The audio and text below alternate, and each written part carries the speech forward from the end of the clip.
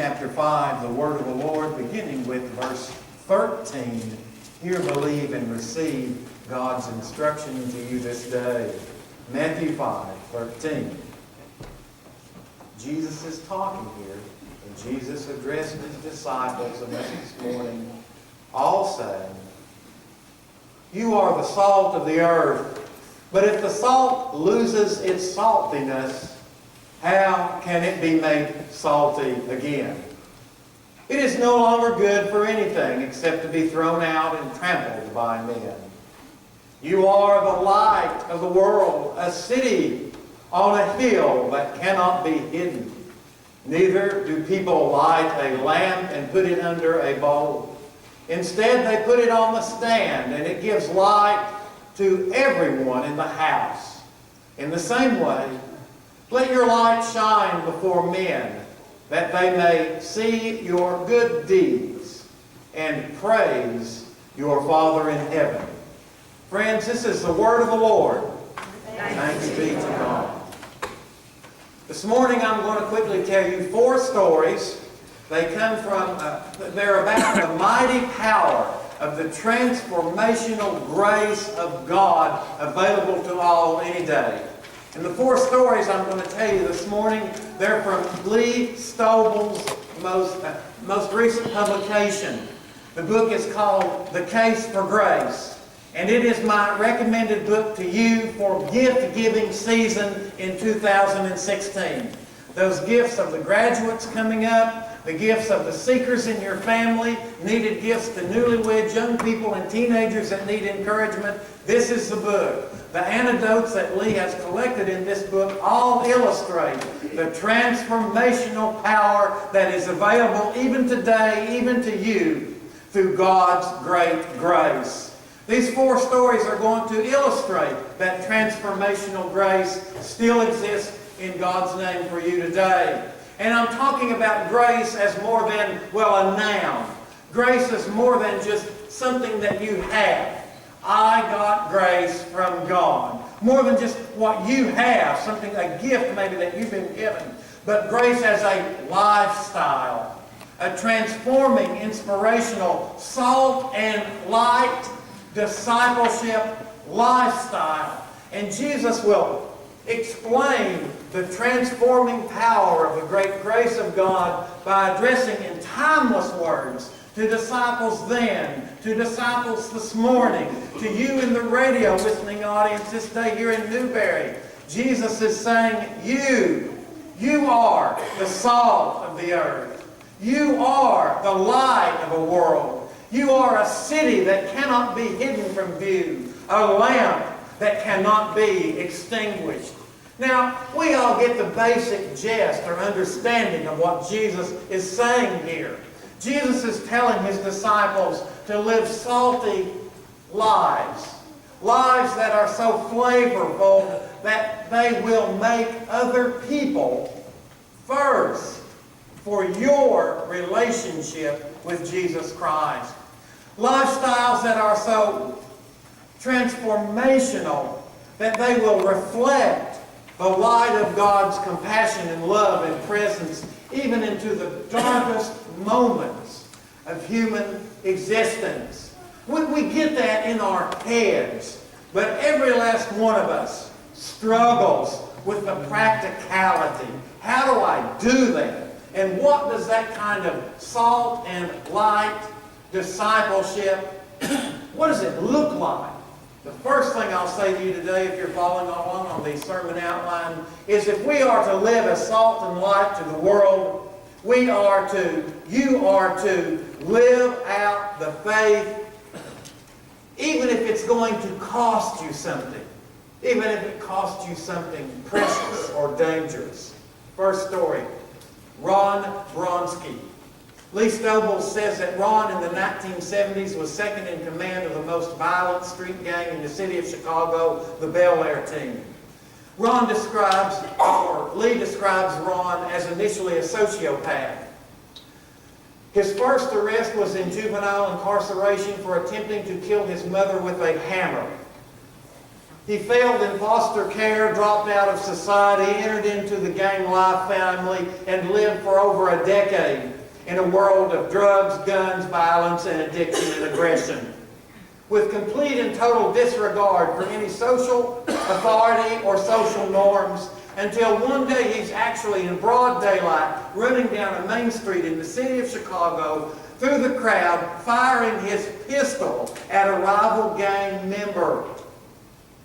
The chase went for literally blocks until the rival member was wounded. He fell to the street. In full public view of everybody around, Ron Bronski walked up for the coup de grace to kill that guy, shooting him directly in the face. The man was sobbing, pleading for his life, asking for forgiveness.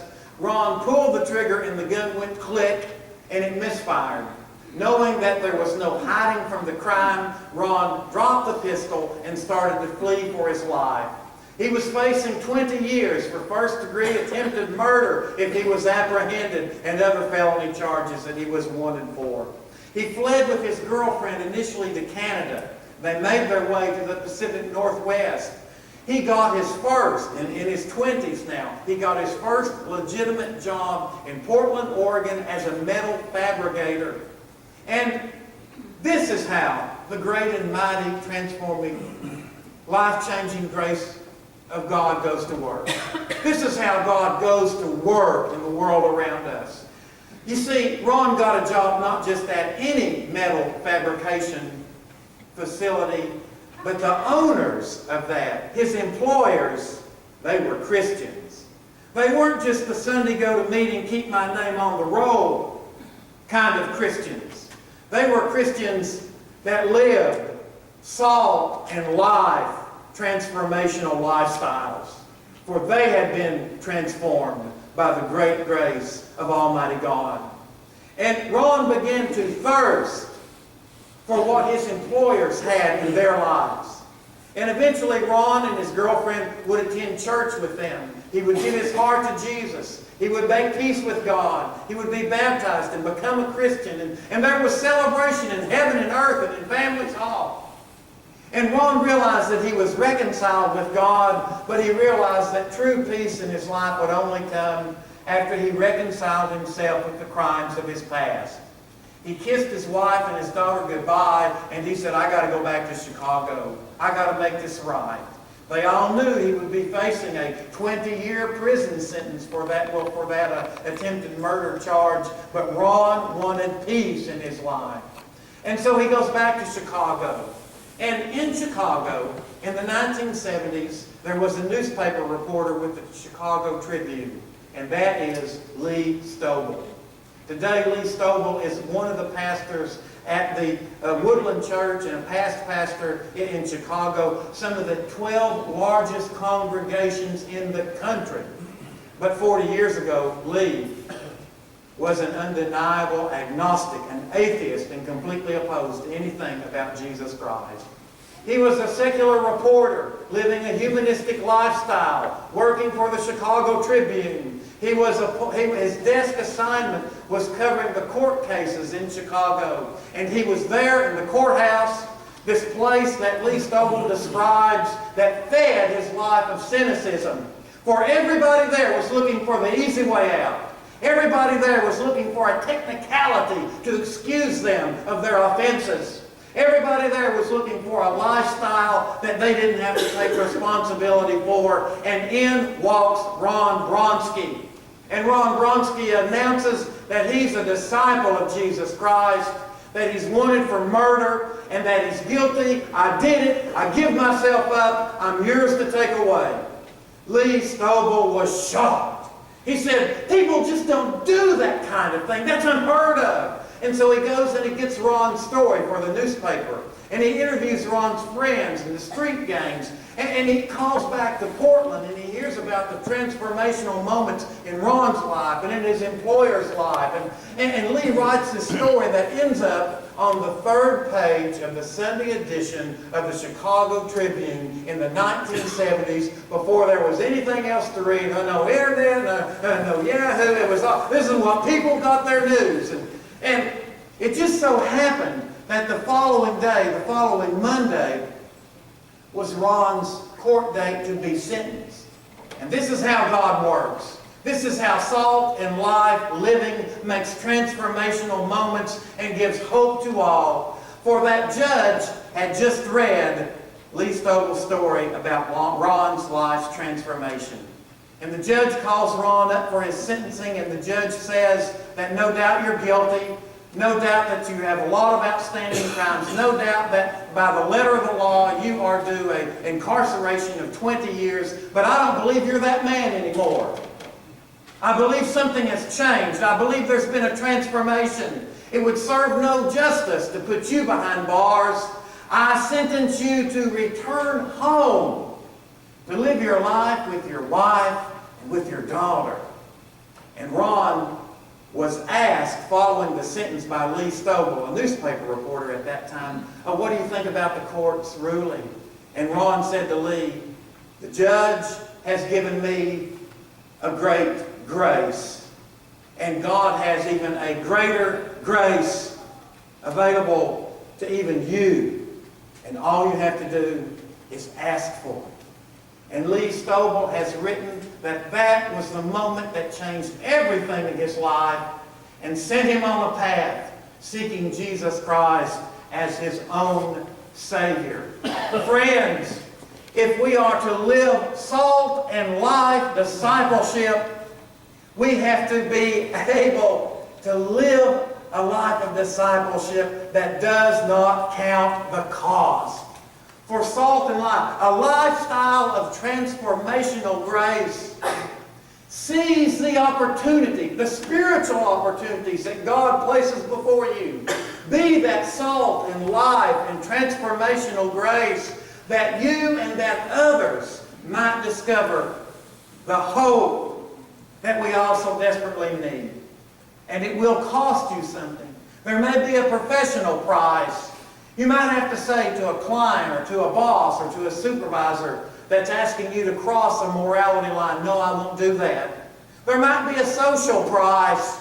You might find yourself in a social setting, and in the midst, suddenly the conversation or the jokes are at the expense of church or another church member or a church leader or Jesus Christ or God Himself. It's the moment to say, excuse me, I'm a Christian, I'm not comfortable, and I can't be a part of this conversation. It might cost you something. There might be a personal sacrifice. You might rather be eating or sleeping or going to work besides fellowship or service or worship even.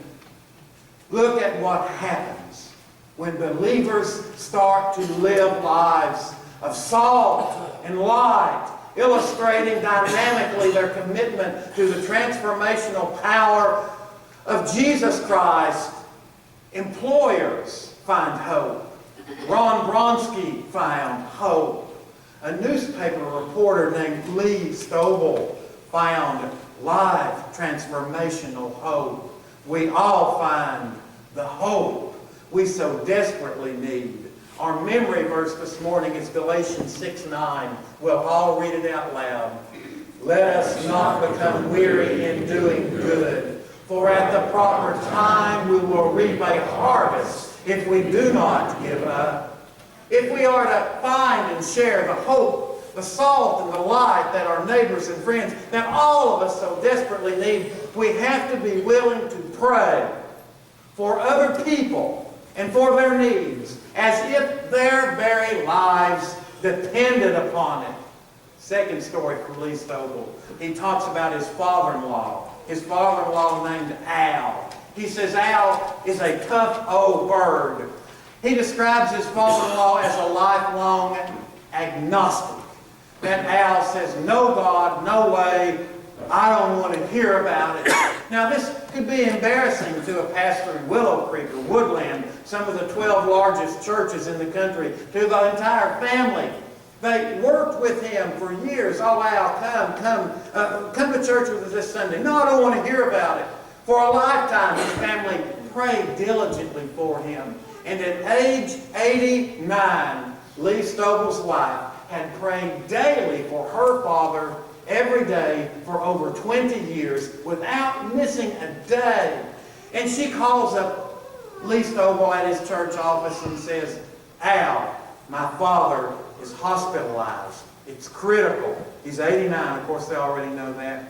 Lee, would you please go talk to Dad one more time? Lee said, no, forget it. Forget it. We've talked to him. We've talked to him for decades. It's not going to make any difference. Just forget it. I don't want to do it. And you know how lives can do us, guys. Please go do. Yes, go. Yes, please. So he relents, he gives in, and he goes to share the gospel message one more time with his agnostic father-in-law. He walks into the hospital room, and his father-in-law, Al, can't speak a word. Al can't speak. And he shares the gospel, and he takes Al's hand in the hospital bed. And he said, Al, this might be your last opportunity. If you want to accept Christ as your Savior, do it right now in the silence of your heart. And just squeeze my hand so that I'll know and God will know that you've accepted this invitation. And Lee Stovall says his father-in-law, 89 years old, unable to speak, it was like a vice crushing in his hand. His wife came in. That's Lee Stovall's wife. Embraces her father one last time. And her father's last 3 words, just a few moments later, was, tell Lee thank you. And that's what happens. That's what happens. That's the transformational power of grace that works and brings hope even to the most hopeless of families when disciples start to live as the salt of the earth and the light of the world. Read with me Matthew chapter 5, verse 13, out loud. You are the salt of the earth. You are the light of the world. Can you imagine, after 89 years, as an agnostic, receiving Christ in the final few hours? The family celebration, a father, a daughter, a children, parent, all reunited, looking forward. What if they had forgotten? What if they had forgotten to be so dedicated in prayer for Al? What if they'd forgotten to live as salt and light of hope to him? Let me ask you something this morning. Who have you forgotten to be in constant prayer for? Who have you in the radio audience, that family member, that friend that used to so diligently and faithfully pray for? Who have you forgotten to keep in your prayers, to hold up for God? Who have you forgotten to live as salt and light before, that they might find that transformational moment of hope? What if this afternoon Jesus bodily appeared to you this afternoon, and Jesus said to you directly in a very private moment, I'm going to grant every prayer that you've said in the last week? What would happen? What would change in the world? Would you get one more lottery ticket? Would you have one more parking place at Walmart? Would you have been able to make a light instead of having to wait through a red light? Or would there be one more? Would there be any more eternal souls in heaven this morning because you remembered to pray? What if? What if that person that you're thinking about is no longer forgotten to you, but you start to pray diligently about them on a daily basis? That you remember to live as salt and light before them, that they too might find the hope of God's transformational grace. Well, what if every one of us right now made a commitment to Christ, saying that person that I've forgotten about, I'm going to phone call them this week. I'm going to call them this week. I'm going to say, Happy New Year. I just started thinking about you for some reason this week. We've lost touch. I didn't want you to think I've forgotten about you. How's things going? What if you just ask, how's things going? What's new? How's things going? They might tell you. And then who knows? Maybe they would turn around. Maybe they would say to you, and how are things going for you? And you could say, oh, well, thank you. Work's good. I've got a sore elbow or a sore ear. But I want to tell you, what if you said, what if you said, I've been growing spiritually like I never have before. And I'd love to get together with you and to see you personally and to talk about that. And just see where God takes that conversation and what might happen next. What action of God's transformational grace might occur as we start to recommit ourselves to live as the salt of the earth and the light of the world. Read our memory verse out loud with me. Let us not become weary in doing good, for at the proper time we will reap a harvest if we do not give up. Number 3, if we're to live as instruments of God's transformational salt and life, we will live that others would see the light of Christ through us, even in life's darkest moments. Story number 3, Cody Huff. Lee Stovall records his story. Cody Huff was a homeless, meth addict, felon, burglar, counterfeiter, living homeless on the streets of Las Vegas. He was literally starving. He hadn't been inside or showered or had indoor plumbing or any facilities that we take for granted in almost a year. Hadn't showered, changed clothes, and toilet paper. Been living on the streets in Las Vegas, in the heat of Las Vegas. He was starving. His refrigerator were the dumpsters that he visited every night looking for scraps of food behind restaurants. Cody will say of those days that he took drugs no longer for escapism or to get a high. He just continued to take drugs because he hoped the next fix would stop his heart and life's suffering would come to an end. He would return to the field where the homeless people would sleep in the dirt at night outside of Las Vegas. And because it had been so long since he had had any bathroom privileges anywhere, any showering, he smelled so bad that other homeless, but Cody, you stink, was the greeting. You can't sleep here. The homeless people would even ostracize him. Cody learned that there was a church in Las Vegas that one day a week opened up their gym showers and provided free showers and new and clean clothing for the homeless community. He walked 7 miles. He walked 7 miles. He got a number at that church, the number standing in line for the shower. There was a reception room with donuts and coffee, and he was starving, literally starving. And he just, at first fresh food, first warm food he'd had, he was stuffing these donuts down his mouth, and no one was around him. It smelled too bad for anybody to stand in line with him to get donuts. There was a woman by the name of Michelle, and she was a volunteer in this homeless ministry. And she sees Cody there stuffing these donuts, eating like an animal, crouched over, not looking, no eye contact, nobody contact with him. And she walked up to him and she said, "Sir, you look like you need a hug."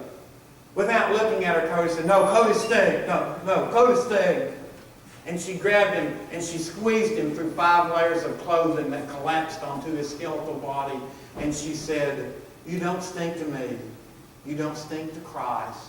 And she whispered in his ear, "Jesus loves you." Do you think a simple gesture as a hug by someone who is committed to living salt and life discipleship, do you think that God can do anything? Do you think that there's potential for a life transforming moment in that instant? Read with me Matthew chapter 5. One more time. You are the salt of the earth. You are the light of the world. Let your light shine before others. Now, church, I want you to own that direction. Instead of saying you, I want you to say, I am. Let's read it in the first person tense. I am. Let my light shine.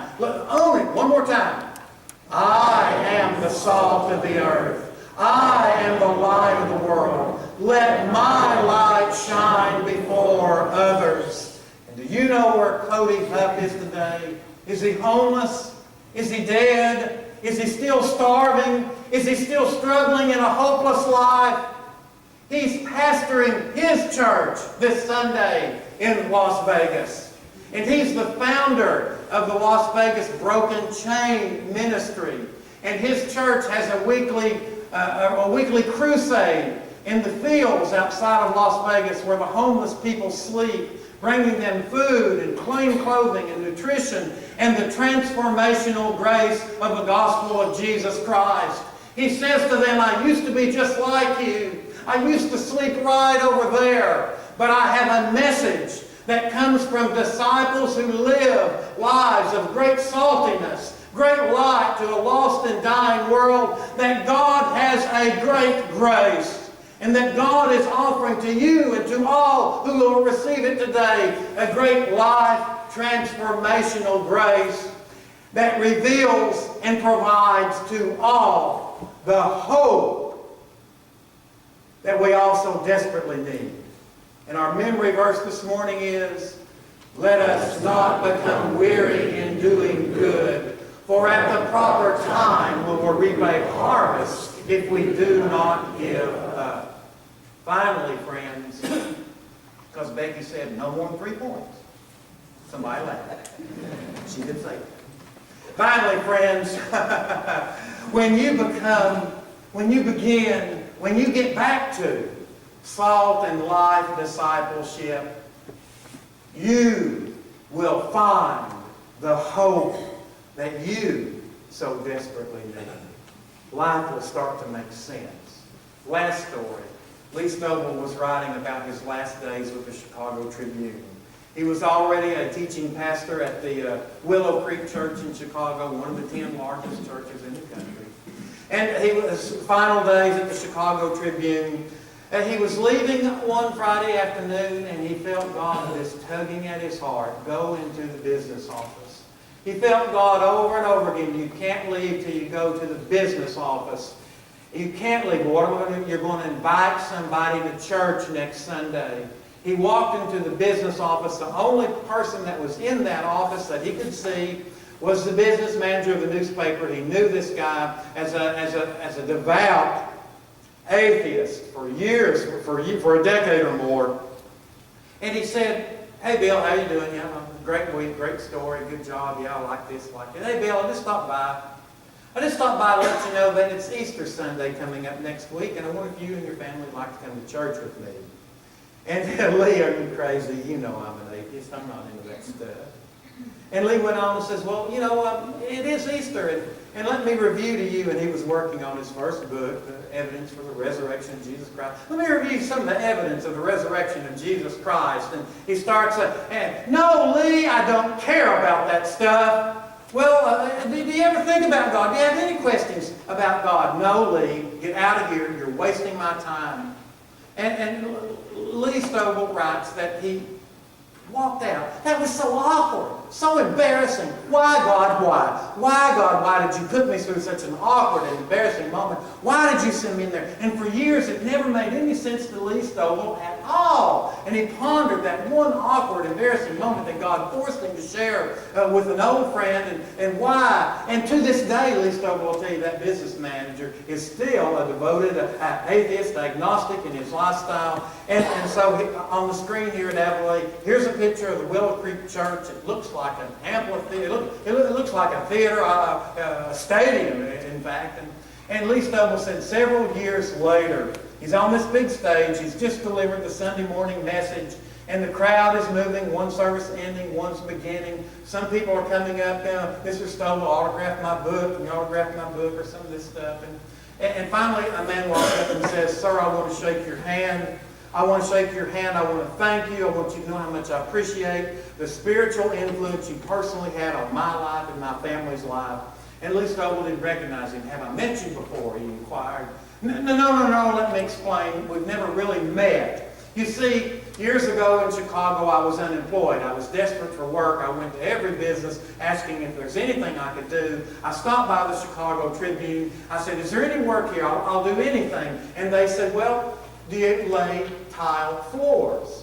And he thought real quick, "Well, I did it in the bathroom one time." "Yeah, sure, I'll do tile floors." And they said, "Well, we'll give you a couple of months' work going through the building, replacing broken tiles and repairing the tile floors in the office building." And he said, "You didn't know I was there, but in the business office that Friday before Easter about 12 years ago, when you were asking the business manager to come to church with you, and he was just shooting you down and cutting you off, and I was behind the desk on my hands and knees working on the tile floor. And you didn't know I was there. But he was really rough on you. And as he was pushing you out the room, Tears started to run down my face. And I realized it wasn't because I was unemployed. It wasn't because I was working on my hands and the knees. I realized it was because I needed God to find the hope that I needed. And as quick as he left and I drive my house, I called my wife. I said, we're going to church this Sunday. And he said that Sunday we went to church. I made a confession of Christ. My wife made a confession of Christ. My children did. We all got baptized. You started us in the right direction, and I wanted you to know that. And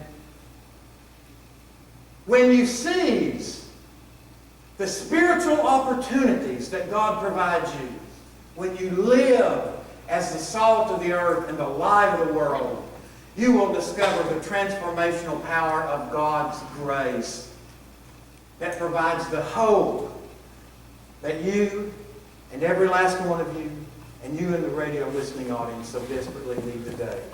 Our memory verse: let us not become weary in doing good, for at the proper time we will reap a harvest if we do not give up. So let's turn on the lights. Let's pour out the salt in our everyday contacts and conversations. Fellow disciples, seize every last spiritual opportunity to allow the great grace of God to reflect and bounce off through you and bring to all the hope that you need. And here's Lee Stovall. He's trying to make sense of all these years about, why did I have to do that? And why was I so embarrassed? And finally he learns that he went into that office to speak to one because God needed to speak to somebody that he didn't even know was there. Lee Stovall calls that ricochet evangelism. You shoot out the word, it bounces off a hard heart, and the word finds exactly the person and the place that God needs to bring hope to. If you're in our radio listening audience today, God sees your need.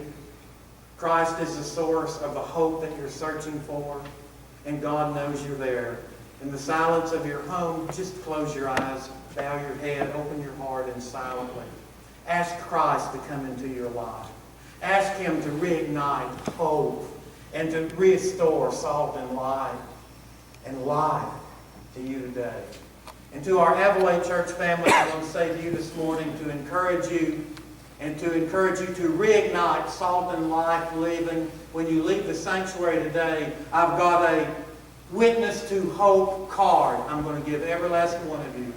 A Witness to Hope card that I want you to carry with you this week. And I want you to pray that God will let you be salt and light to someone. And when God leads you to someone and they're sharing with you their hopeless life or their hopeless situation, listen, celebrate, offer a prayer, and pass it on. Pass that hope testimonial card on to them.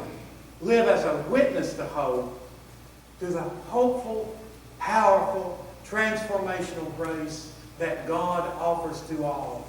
And we will, you will, all will find the hope that you so desperately need. A conclusion.